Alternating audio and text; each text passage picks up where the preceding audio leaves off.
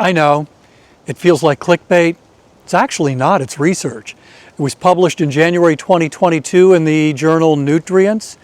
In this video, we're going to do a dive into the research. We're also going to look at an aspect of the research that the headline makers glossed over, maybe even overlooked entirely. Hi, I'm Dave. I'm not a doctor, not a licensed personal trainer, not a nutritionist, I'm not a weight loss coach. I'm a guy who loves walking. Since 2013, I've averaged about 19,000 steps a day, not because I have to, but because I want to. And for the past 3 years, I've done a podcast, Walking is Fitness.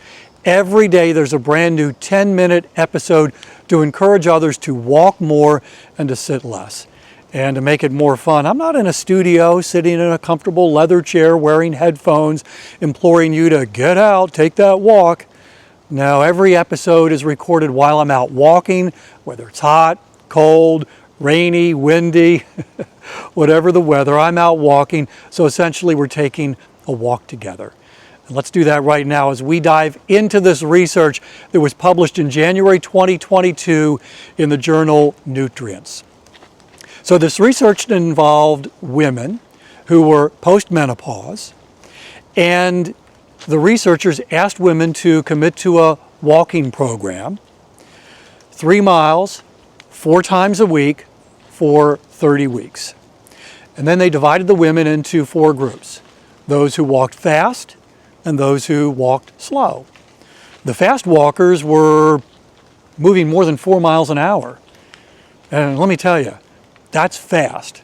I can get to 4 miles an hour, anything much beyond that, and I'm running. And if you've never done a 4 mile an hour walk, go find a 1 mile track or something that's measured out in a mile and see if you can do it in 15 minutes or less. It's a fast pace. The slower group, they were going 3 miles an hour. And to be clear, we're not talking about a grocery store pace or even the pace that I'm walking right now. 3 miles an hour, if you're just getting started, if you've not walked consistently, if you don't have the fitness capacity, 3 miles an hour can feel fast. But once you've been walking for a while and the fitness capacity grows, 3 miles an hour is a comfortable pace. So here's what happened.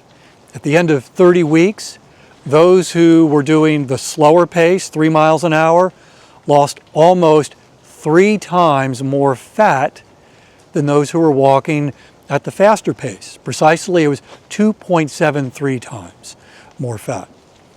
And one additional piece of information from this research, those who were walking at the slower pace were consistently losing weight through the entire 30 weeks. Those who were walking at the faster pace actually didn't start losing weight until after 30 weeks was over. So one of the questions that the researchers did not answer was, why? Because if you see this headline and you now know the details, your question is, well, why? Why is this happening?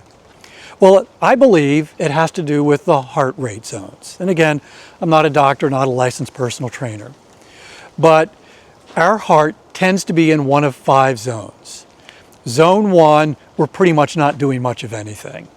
Zone 5 would be an all-out sprint, and our heart rate's at maximum. It's really uncomfortable. We can't stay there for long. We can't even talk in heart rate zone 5. Well, the body burns different things for fuel depending on which heart rate zone you're in. In heart rate zone 2, which is a comfortable pace walk, your body is burning fat for fuel. When you get into heart rate zone 3, that begins to shift. Now your body is starting to burn carbs and protein more than fat. So most likely those who were going 3 miles an hour, their bodies were burning fat for fuel. The 4 mile an hour pace, those walkers were probably burning more carbs and protein. So that's most likely the why behind the slower pace burning more fat and losing weight consistently over the 30 weeks. And a couple of takeaways from this research. Number one, and this is the encouraging part, and this is probably the part that actually generated these headlines, losing weight is hard, exercising is hard, and when we see a headline that indicates that we can walk more slowly to lose more weight than those who are walking faster, it's like, wahoo! Maybe this isn't quite as hard as I thought.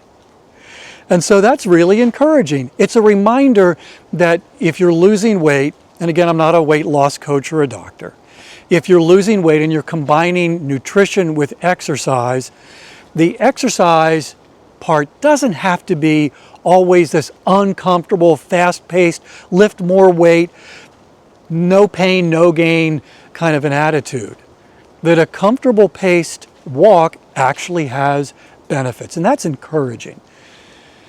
But number two, and this was the part of the research that was glossed over by the headlines, these women were walking 3 miles 4 times a week for 30 weeks. It wasn't just one slow walk.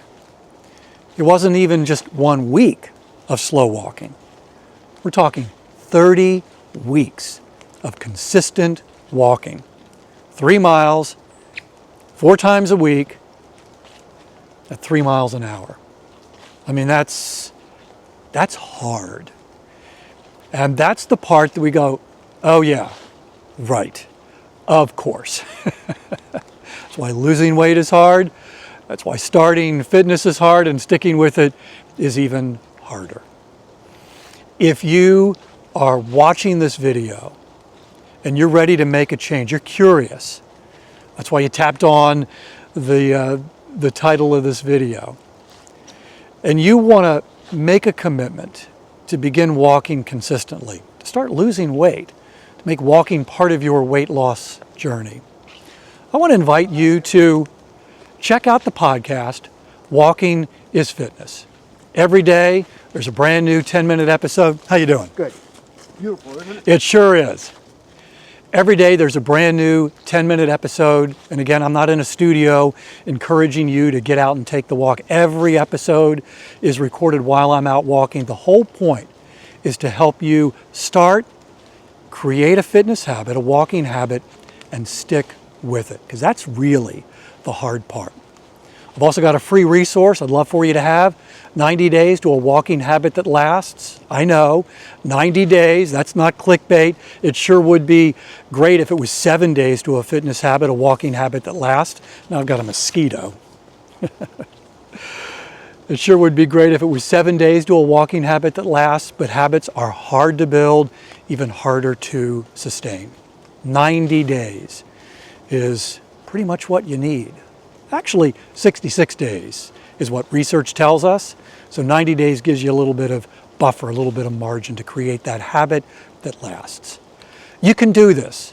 It's hard, but it's not impossible. Thanks for watching this video. Again, the podcast Walking is Fitness. Let's take a walk together. In the meantime, I hope you have a great day.